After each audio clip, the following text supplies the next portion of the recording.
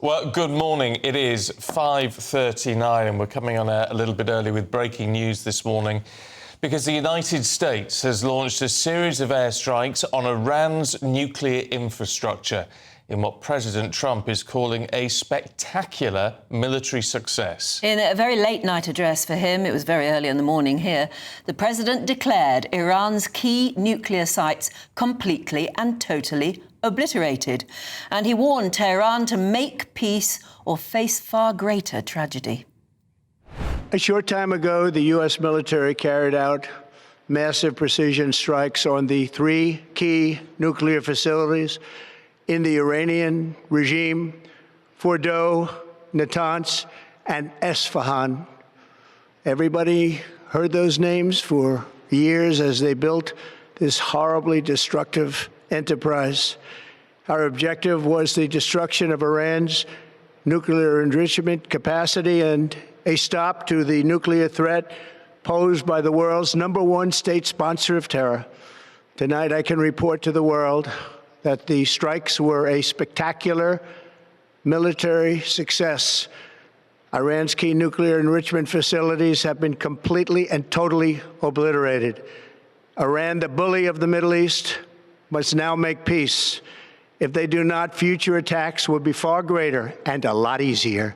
With all of that being said, this cannot continue. There will be either peace or there will be tragedy for Iran far greater than we have witnessed over the last 8 days. Remember, there are many targets left. Tonight's was the most difficult of them all, by far, and perhaps the most lethal. But if peace does not come quickly, we will go after those other targets with precision, speed, and skill. Most of them can be taken out in a matter of minutes. There's no military in the world that could have done what we did tonight. Not even close. There has never been a military that could do what took place just a little while ago. God bless the Middle East, God bless Israel, and God bless America. Thank you very much. Thank you. Well, Israel's Prime Minister Benjamin Netanyahu hailed the strikes a bold decision that will change history, praising what he called unprecedented cooperation between Israel and American forces. Tonight's action against Iran's nuclear facilities, America has been truly unsurpassed. It has done what no other country on earth could do. Well, in what marks a significant escalation in the conflict with Tehran, pressure will now be mounting on our Prime Minister, Sir Keir Starmer, and the government to decide whether the UK should join the US, support the US in any future efforts.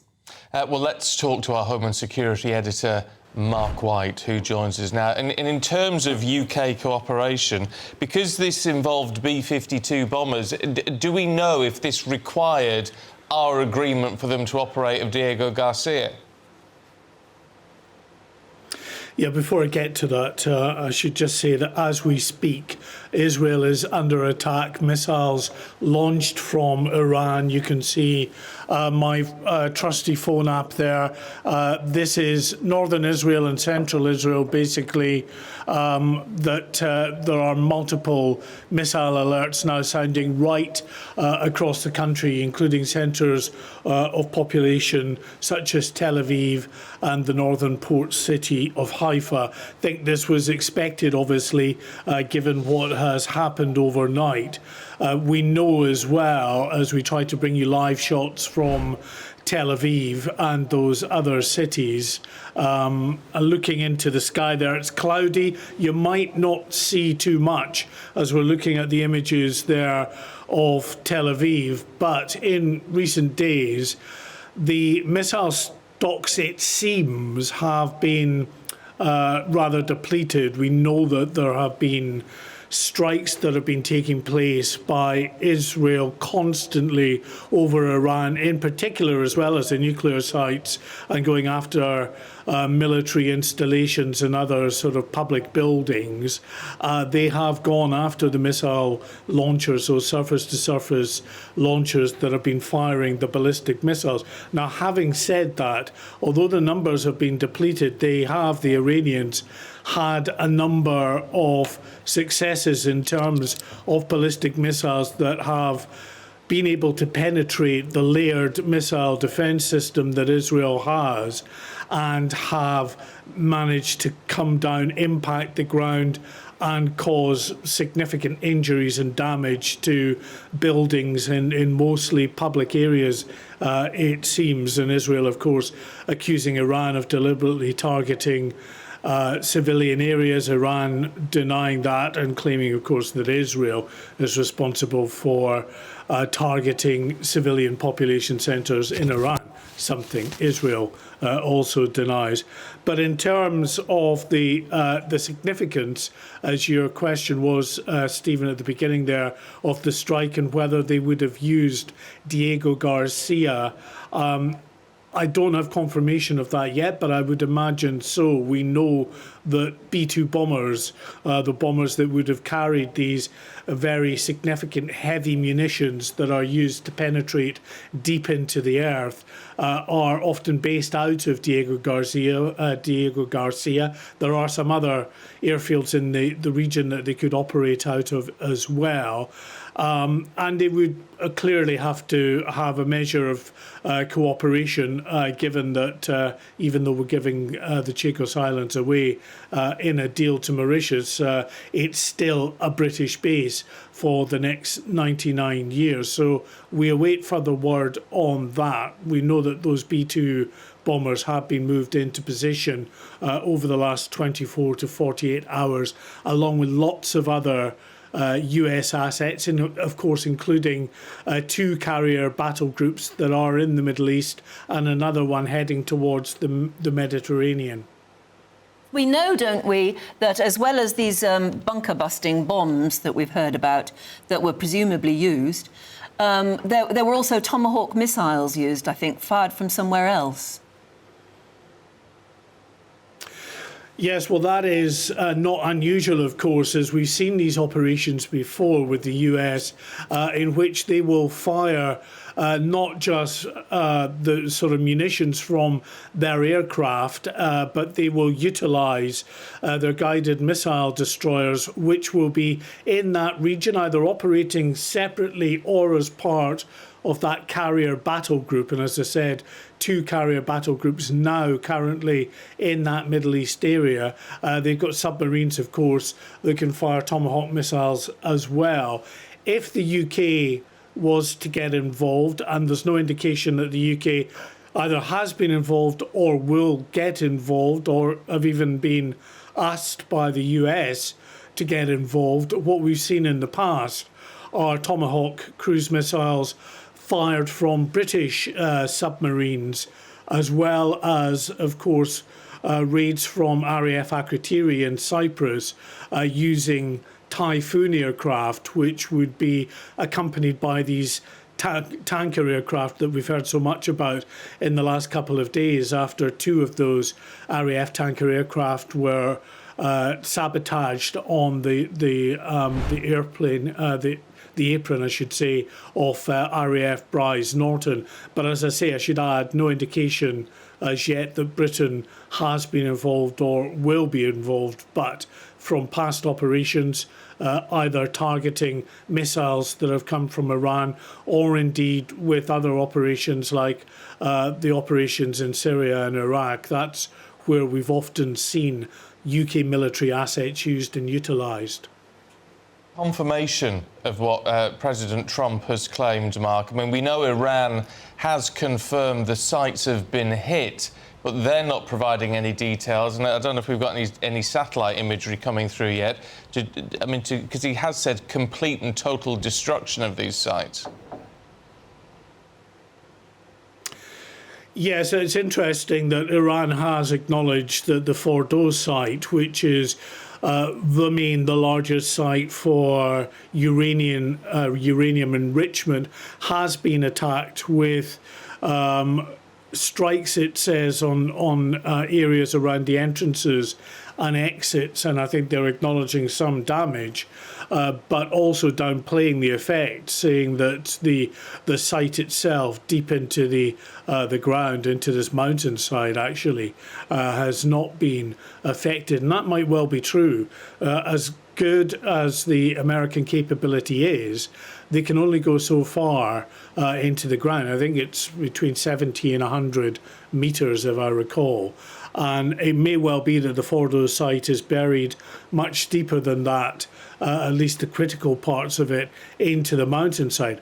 Having said that, though, if you target the entrances and exits to that facility and effectively bring thousands of tons of rock down and block those entrances, it's going to render that site unusable for a long, long time until it can be dug out again, and it's unlikely to be dug out in a time of conflict when Israel and the US at the moment are striking these facilities. Any attempts to get back into them will be met with further strikes, you would imagine. So whatever the Iranians are saying and trying to play this down, I think there is no doubt with the capabilities that the US have, and notwithstanding the superlatives that Donald Trump likes to use, I think there will have been very significant damage to those sites, and it will, coupled with what we've seen from Israel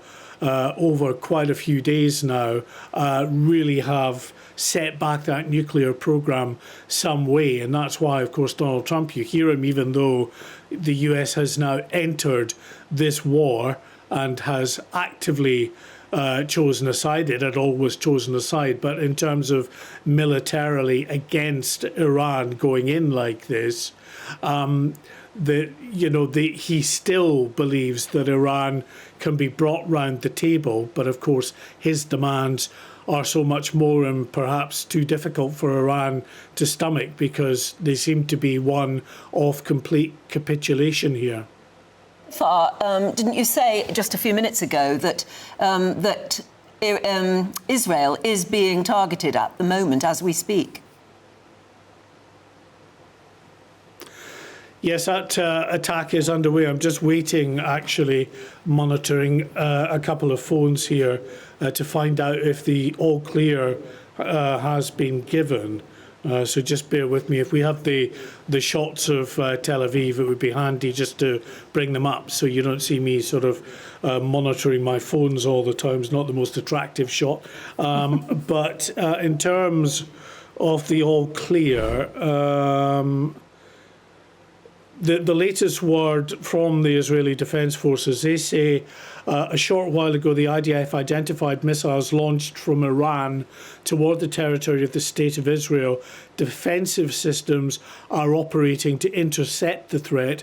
Upon receiving an alert, the public is instructed to enter a protected space and remain there. So that's the kind of usual response to any missile strike.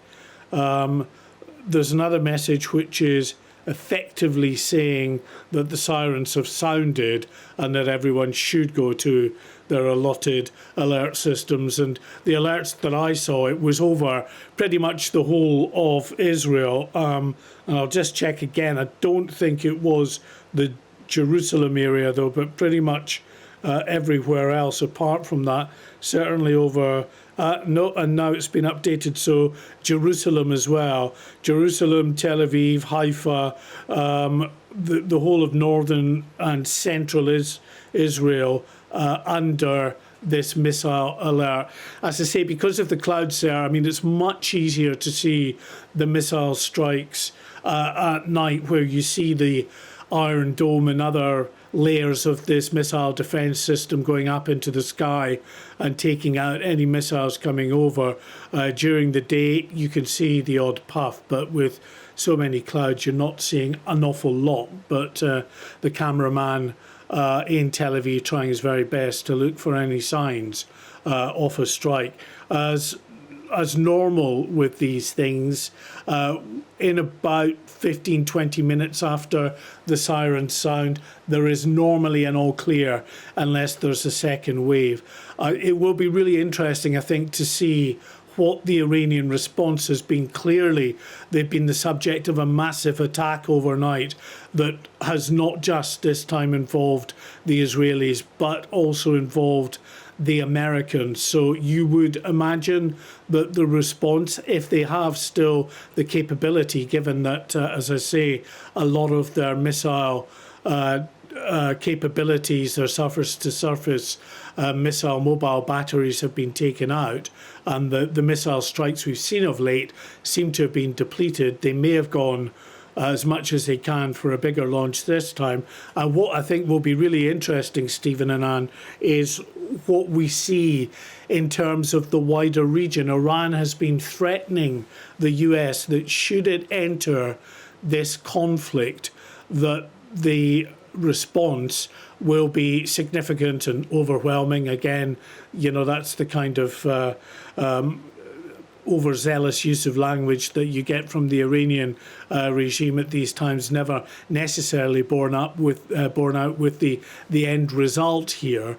But I think it is probably a given that we are going to see attacks, if not directly from Iran, then certainly through its proxies in the region, in the likes of Syria and Iraq and Yemen, going after military bases. Remember, of course, those proxies, those terrorist groups affiliated and funded by Iran, have been severely degraded themselves over the past year, with Hezbollah in southern Lebanon effectively diminished to the extent where their leader, Hassan Nasrallah, and very many other members of the leadership and military structure of Hezbollah were taken out, along with, and remember that audacious attack back in October of last year, in which all of their mobile devices, their pagers and walkie-talkies, were all exploding because of an operation many years in the gestation by Mossad had taken them out, had taken those, those frontline fighters. So effectively, Hezbollah came round the table and said that it wanted to end hostilities, but it has been making noises about potentially joining the fight again. Hamas, although very significantly and severely degraded,